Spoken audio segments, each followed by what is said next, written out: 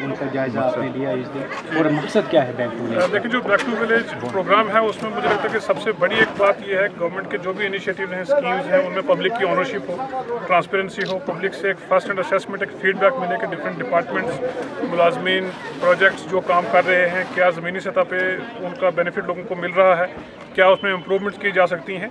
जन भागीदारी का जो कंसेप्ट है उसमें सिर्फ यही चीज़ है कि पब्लिक की ओनरशिप हर चीज़ में हो, क्योंकि सरकार जो भी काम करती है वो पब्लिक के पैसे से, टैक्स पेयर मनी से वो प्लान बनता है, उससे वो फंड होता है। तो ये ज़रूरी है लोगों में जाना, उनको बताना क्या हम उनके लिए काम कर रहे हैं, क्या उस स्कीम से वो वाकिफ़ हैं, क्या गैप्स हैं जिनको इम्प्रूव करने की ज़रूरत है।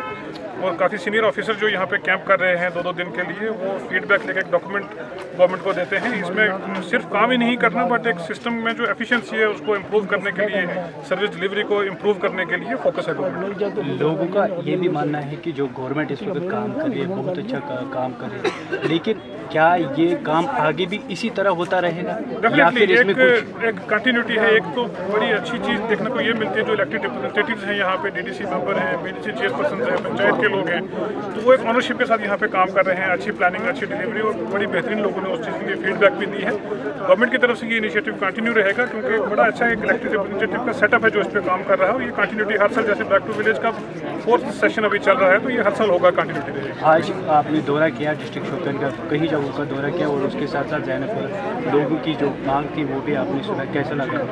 मैं कहना चाहूँगा कि एक शोपियां डिस्ट्रिक्ट को लेके बाहर जो एक प्रोजेक्शन है उसमें एक चेंज लाने की ज़रूरत है, बताने की ज़रूरत है कि आज पार्टिसिपेशन जो देखने को मिल रही है लोगों की, हर गाँव में, टाउन में, कस्बे में, हर जगह लोग बड़ी तादाद में पार्टिसिपेट कर रहे हैं। और यहाँ आपने देखा कि भाई माइनॉरिटी कम्युनिटी के हमारे जो बुजुर्ग साथी यहाँ पे हैं वो रिप्रेजेंट कर रहे हैं आज पब्लिक के ग्रीवेंसेस, इश्यूज़, और बड़ा अच्छा है कि यहाँ पे पार्टिसिपेशन का माहौल है, ख़वातीन की पार्टिसिपेशन, बच्चों की, स्टूडेंट की, हर तरह से लोग यहाँ पे पार्टिसिपेट कर रहे हैं। और बड़ा अच्छा एक मैसेज ये सामने आ रहा है कि पब्लिक भी अपना कदम सरकार के साथ बढ़ा रही है, पार्टिसिपेट कर रही है डेवलपमेंट में, गवर्नेंस में।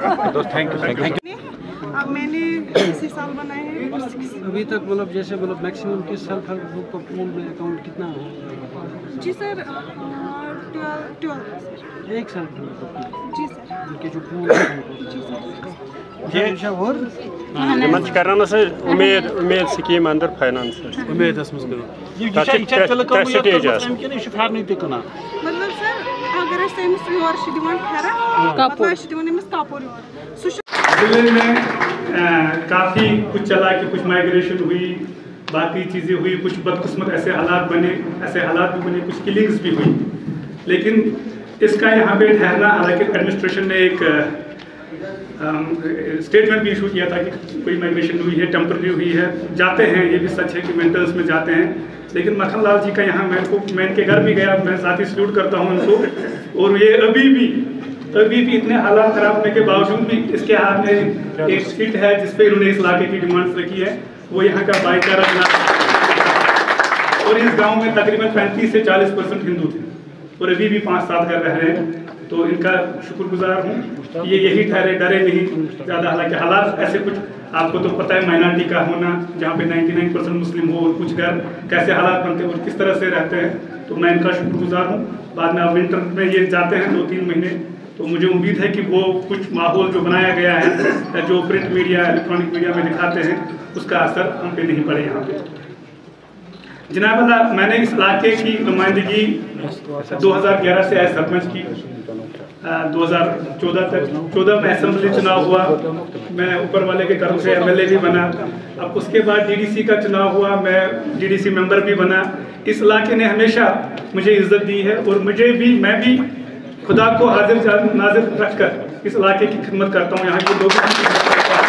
और मेरी हमेशा ये कोशिश रहती है कि मैं इस इलाके की जो इनके इश्यूज़ है, जो ग्रीवेंसेस है, वो DC साहब तक या सेक्रेटरीट तक, जहाँ भी पहुँचाने हो, LG साहब तक मैं पहुँचा सकूँ, और मैं अपने ओहदे के साथ इंसाफ कर सकूँ।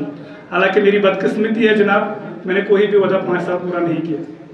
अब ये ऊपर वाले का कर्म है, लेकिन वो ओहदे पे बिठाते ज़रूर है। हमारी कई डिमांड्स है जनाब। यहाँ कुछ बच्चों ने हायर सेकेंडरी में लीव रख के वो यहाँ आए हैं, वो खुद ही अपना इशू डिस्कस करेंगे रिगार्डिंग वो सेरिकल्चर लैंड। मैंने डीसी साहब ने उसमें उसमें प्रोसीड भी किया है वो केस, तो ये खुद भी आए हैं बच्चे वो डिस्कस करने के लिए। बड़ी डिमांड्स है जनाब इस इलाके की जो भी पेंडिंग है, क्योंकि सब डिविजनल ऑफिस में कुछ ही अभी यहाँ म्यूनसिपल कोर्ट का होना भी बाकी है, अभी नहीं है म्यूनसिपल कोर्ट यहाँ, अभी जरियो ऑफिस भी इस इलाके में नहीं है, लेकिन डीसी साहब ने वो भी कागज फॉरवर्ड किए हैं। तो आई एम होपफुल कि बहुत वेरी सून वो चीज़ें हो जाएंगी।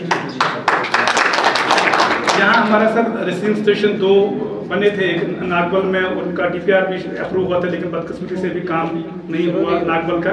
तो वहाँ की भी डेपुटेशन वो मुझे कॉल कर रहे थे, वो मैंने कहा खुद आइए खुद बात कीजिए। शाहिद चौधरी साहब हमारे ज़िले के चेयरमैन भी है, अगर उन तक सारी बातें आई तो ये सेक्रेटरीट में रहते हैं, ज़्यादा कुछ हो सकता है वहाँ पे, क्योंकि ज़्यादा अभी जो सेक्रेटरीट में जितने भी फाइल्स होती है तो कोशिश करेंगे कि शाहिद चौधरी साहब हमें उसमें हेल्प करें और इस इलाके की जो दीनदार मांगे हैं। बाकी मैं इनका डीसी साहब का सारे जो ऑफिसर्स हैं, हमारी चेयरपर्सन साहिबा बिल्किसा जी, सॉरी मैं नाम नहीं ले पाया, तो बिल्किसा जी भी बहुत कुछ कर रही है इस इलाके के लिए, बच्ची के लिए, जैनपुरा के लिए। और हमारी खुशी यह है कि हमारी काउंसिल की चेयरपर्सन भी इसी इलाके की है, जिसके लिए ऊपर वाले का हम शुक्रगुजार है, क्योंकि इनको भी काफ़ी ख्याल रहता है कि जैनपुरा इलाके में बच्ची में खास तवज्जो दी। यहाँ की जो डेवलपमेंट्स को जो प्रोजेक्ट्स रुके हुए थे उसके लिए मैं इनका भी शुक्रगुजार हूँ। ये कभी भी कोई प्रोजेक्ट हो, DPR साइन करना हो, ये रोकती नहीं, जब भी देखती है ये इलाके का है, ये नहीं देखती कि पार्टी वगैरह, बिल्कुल इनका शुक्रिया।